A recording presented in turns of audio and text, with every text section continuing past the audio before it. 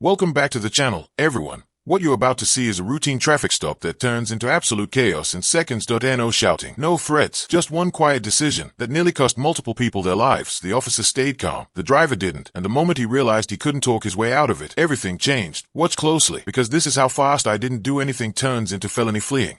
You said the vehicle's yours? Yes. Is there insurance on it? You cool with pictures? Yeah, absolutely. I can use that. There's two pictures. This one, okay. One more up. You can slide. Oh, there it is. Yep, you got it. No, you're good. All right, thank you, sir. All right, give me a second. I'll be right back. All right, guys? What begins as an ordinary traffic stop carries no visible signs of danger. Calm questions, steady tone, routine procedure. But beneath that controlled atmosphere, something isn't adding up. The name the driver provides simply doesn't exist in the system. No match, no record. That's when the energy subtly shifts. The officer doesn't escalate, doesn't accuse. He methodically adjusts. The driver steps out without protest, yet there's an invisible tension forming between what's being said and what's being verified. When a name fails to return, it's rarely a harmless mistake. It's the first crack in a story. And right here, the foundation starts to shake. What's up, buddy? Alright, so this guy's not coming back on file. Not coming back at all with the name that he gave me. So I'm going to pull him out and have him sit by until Curry gets here, and then we can ID him. He's got his foot on the brake this entire time. This is the driver you're talking about? Yeah, the driver told me his name is Michael Joseph Jandora. So I was like, alright, spell your last name. And he starts spelling Joseph. And then he goes, Joseph. Like, spell your last name. And he's like, well, it's Jandora. Spell it. Jandora. So he looks kind of familiar, but I can't place him. I don't know why. There's a ton of people down there if he takes off. That's true. All right, so Mr. Jandora, I'm still not getting your name to come back. Yeah. Could you put it in park for me?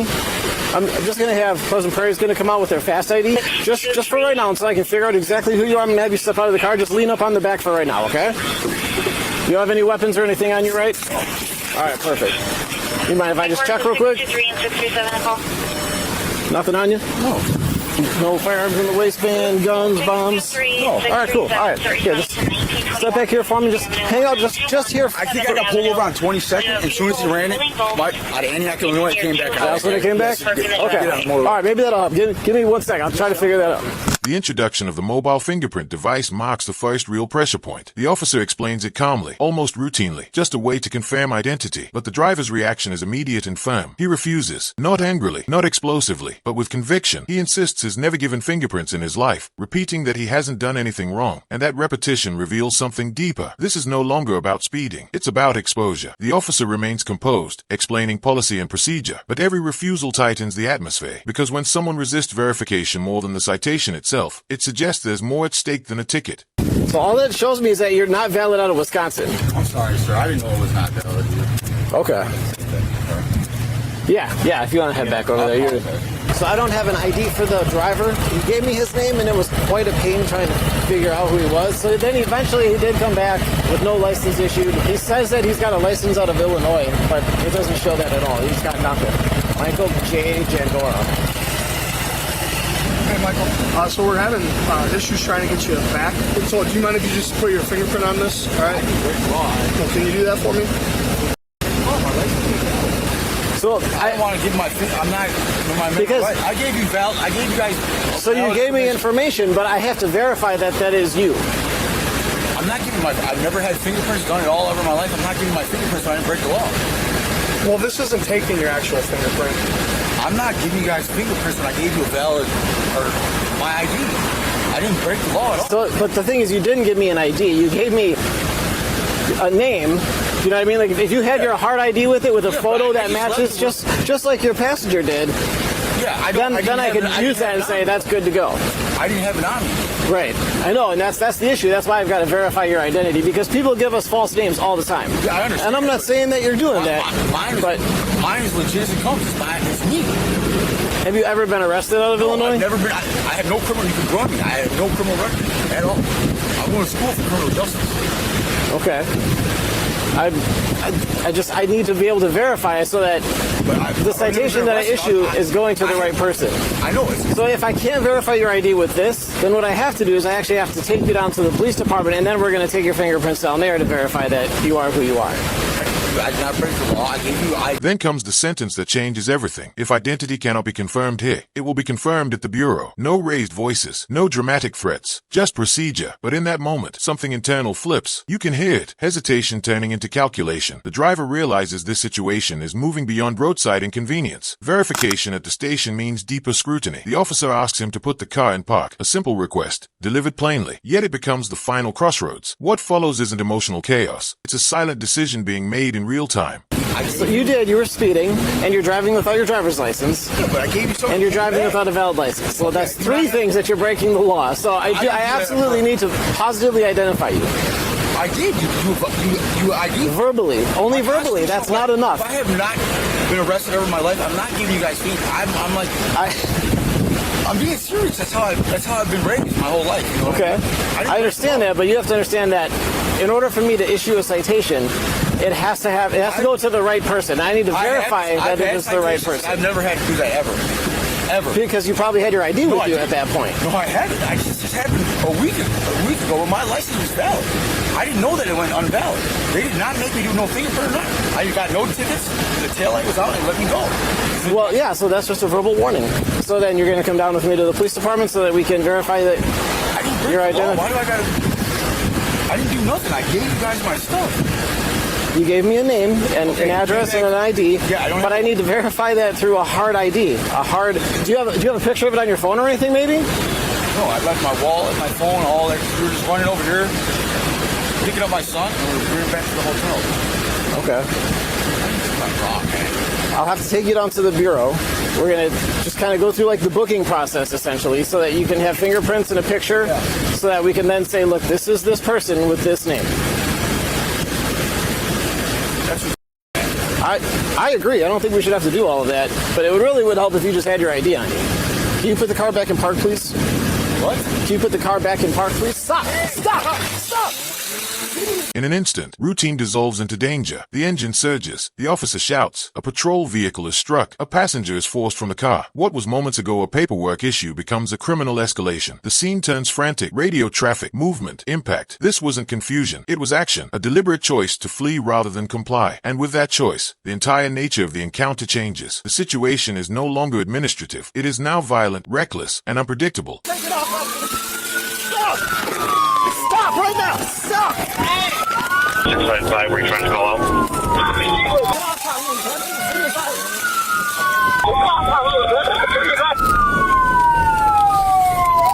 655, I'm not able to copy your radios.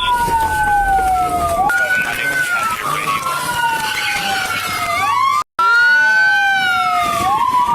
Stop! Stay right there! Stay right there! 634, PD 1050, Simmons Island, hit or on hit Park Patrol. Sit down! Sit down! Sit down! Sit down!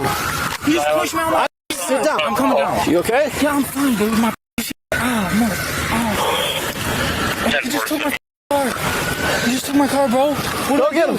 Go wait. He took my car. 655, did he try to run you over? I know. He just pushed me on the car. What do I do? I know. The pursuit unfolds rapidly, increasing speeds, traffic violations, radio coordination echoing through the air. Yet amid the adrenaline, a critical decision is made. The chase is terminated, not out of weakness, but control, because continuing at high speeds through public roads risks innocent lives. The suspect, however, continues without restraint. That contrast says everything. One side calculating safety, the other gambling it, and by now it's clear. This flight isn't about avoiding a minor citation. It's about escaping something far more serious. Can I get off? Can I please get off? Here, stand up. Let's come in the shade over here. 634, PD. Alright, it looks like he was trying to drag 655. He hit a Park Patrol car, and he took off again. Looks like he's going to go westbound on 50 Street. I'm looking for pedestrians right now. And I don't see any on the bridge, so I'm going to continue. 655, he hit a Park Patrol car, and he took off again. You alright? Looks like he's going to go westbound on 50 Street. I'm looking for pedestrians right now. And I don't see any on the bridge, so I'm going to continue. Speeds are about 35, 40. That's my baby. Speeds are about 35, 40. 180 westbound on the bridge, no pedestrian. All right, he's continuing through. All right, I'm going to terminate. He's reckless. He went through the red light at Sheridan and 50. Continuing westbound, speeds are probably about 50, but I'm done. Alright, I'm going to terminate. He's reckless. No, I'm fine. I'm just... The crash scene introduces a chilling shift in tone. Injuries are assessed. A shaken passenger tries to process what just happened. The vehicle is located, abandoned. The driver is gone. Now the chaos transforms into something quieter but more intense. A manhunt. Officers coordinate a perimeter. A drone is requested. The search area expands. When someone crashes and still chooses to run, desperation becomes evident, and desperation makes situations unpredictable. The silence between radio calls carries more weight than the earlier sirens. He went through the red light at Sheridan and 50. Continuing westbound, speeds are probably about 50, but I'm done. This is my fifth car. I bought that in high school. Did you? 780 credit score. What is his name? 10-4, terminating 1411. Michael what? Michael Joseph. Michael Joseph? Is everybody okay? Okay, you're the only one that was hit. Yes. Okay, why don't you sit down? Guys, now. Coming out. So to try to not let him get through. Okay, But just he's take a seat. I got the air on. Where are you sore? I'm not. What kind of car was it again? You're just shooken up. Okay. All right. You were in the car when it hit you. Okay. Block that off. 10-4, 5018. Looked like he was going to jump out. Yeah, well, his friend did. Conscious breathing. She's just shooken up. But send rescue anyways. I hear their sirens. Nobody else is injured down here. Take a seat and take a few breaths, and they'll just check you out, okay? Did you see all this go down? I just saw it in my rear view. I was looking out here. 10-4, we have another squad to go over there with 640. Yeah, nailed it. Good. That one's done. Yeah, that was history. While officers deal with the crash scene and the passenger who was pushed out of the vehicle by the suspect, the vehicle the suspect fled in is reported to have crashed nearby. 5018, I have the vehicle unoccupied.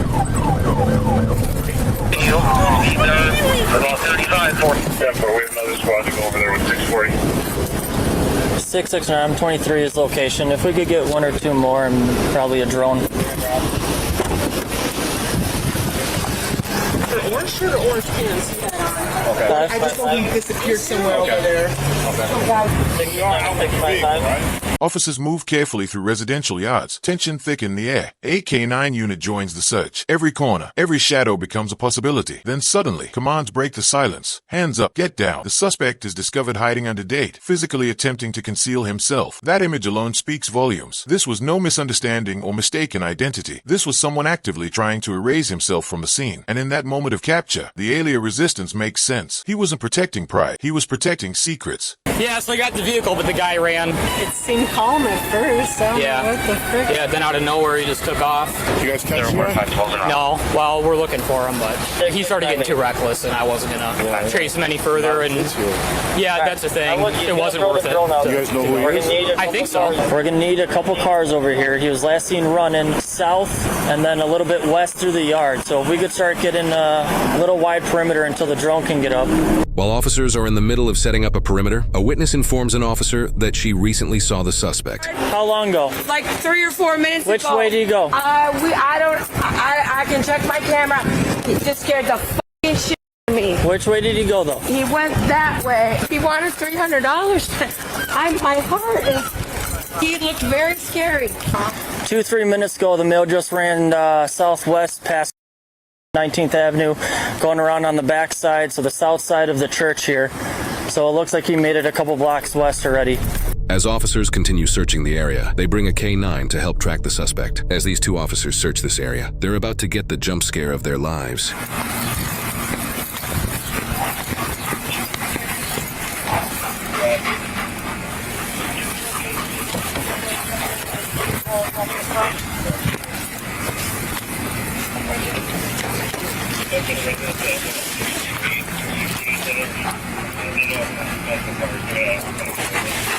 Yeah, I wonder if we can Make contact and get back here?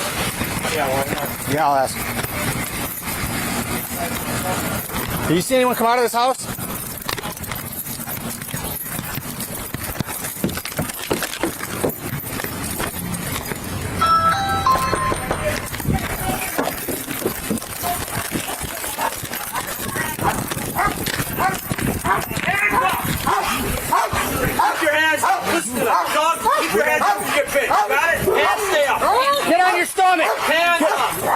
your stomach. Put your hands behind your back. Put your hands behind your back. Do it now. Let go of your hand. You tell me, why are you under a pile of dirt? Right? Oh, sure, tired. You're standing on him. As the legal aftermath unfolds, the truth surfaces fully. Multiple felony charges, fleeing, reckless endangerment, hit and run, bail violations, and perhaps the most telling detail, the name he gave wasn't even real. Michael was a shield. Ryan was the reality. The entire chain reaction stemmed from one simple requirement: prove who you are. And when faced with that request, he chose risk over accountability. Not because the officer escalated, but because reality closed in. And in that brief, quiet moment when he was told he might have to go in, the outcome was sealed. So what do I do? Stand up. Stand up.